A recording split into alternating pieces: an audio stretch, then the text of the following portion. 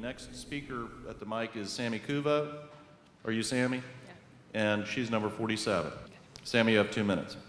Hi, my name is Sammy Kuba, and I am a senior at Ballard High School. Commissioners, I am not going to tell you that you shouldn't further consolidate media ownership. I'm going to tell you that you cannot further consolidate media ownership.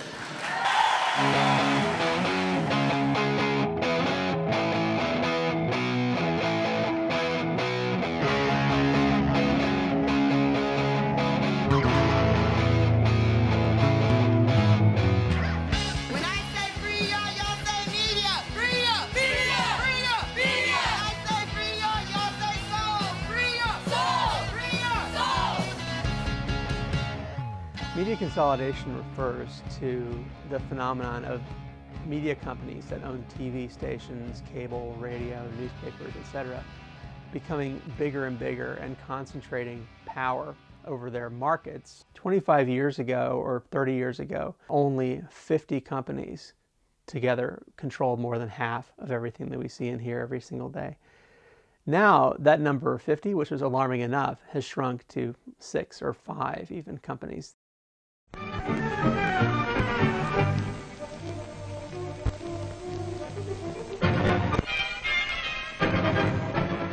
The FCC is a government agency, a federal level government agency of 5 people who ultimately determine media policy, media law in the United States. In 2003, they tried to deregulate the rules of how many newspapers and radio stations and TV stations you could own.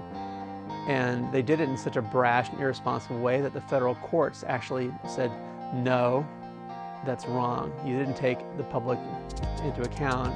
This wasn't a fair process. You need to go and do it again. And so they did it again. They had 6 hearings around the country. The last one was in Seattle. I came today because this is an issue that I care a lot about. I'm going to be speaking about how they misrepresent news and why is news so important to democracy. They were supposed to go out and listen to the people and get opinions and then go back to DC and carefully think about what people had told them and then make a responsible decision.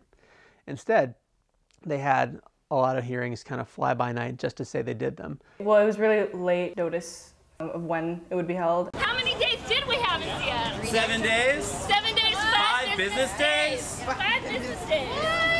What's that about? It was packed, and I knew that just as I believe it was Governor Gregoire who said that if we had more notice, we'd have more people. It just shows that it's an issue that really affects everybody.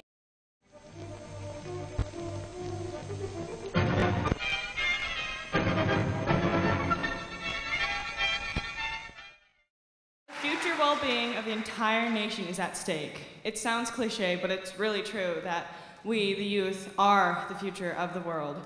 I experienced first-handedly the godlike influence the current media has on young people of the nation.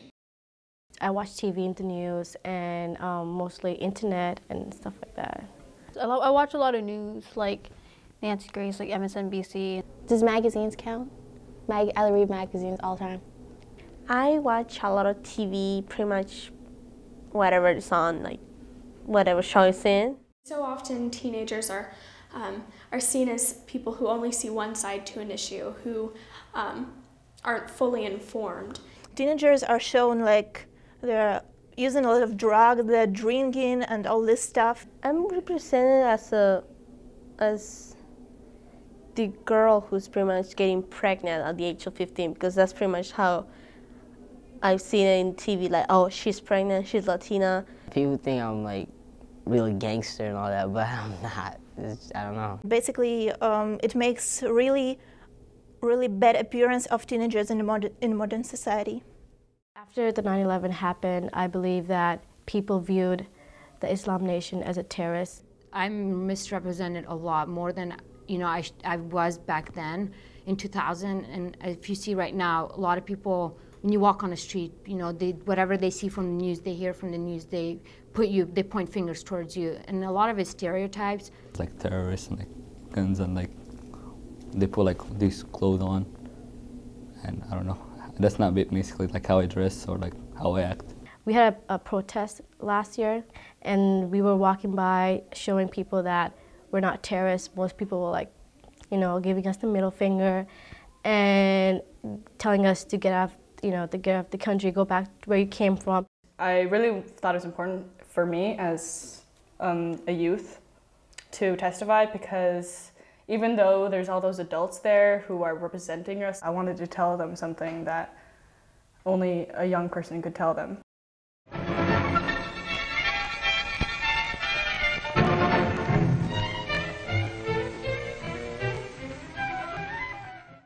After giving my testimony at the FCC hearing, I went home and I put on the local news, and I was really excited because I got home and right away it's on the news. It's got to be a really good story, And so the broadcasters were saying, they basically spotlighted the panelists, and there was, I think about 2 panelists out of 20 or 30 that were actually expressing their support for media consolidation and what the FCC was doing.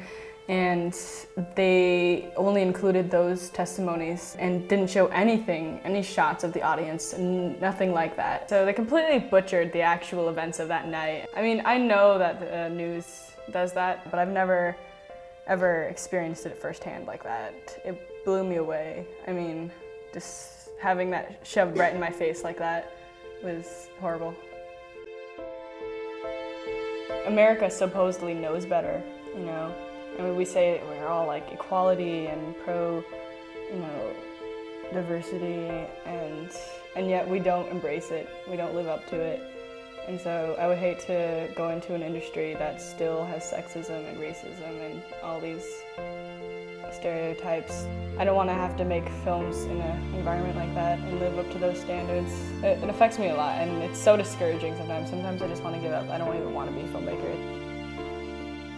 Not only did I give up on ever thinking I could be beautiful, but I gave up on my dreams as becoming a successful filmmaker because I was a non-white female.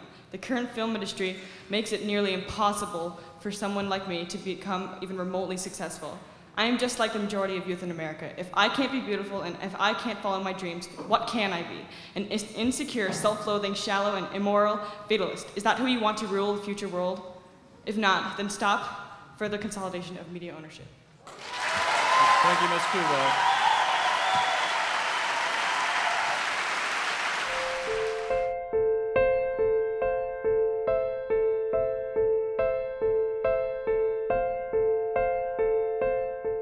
We're living in a really fantastic time in that now there are so many organizations based all over the country that are working on media issues and issues of media empowerment.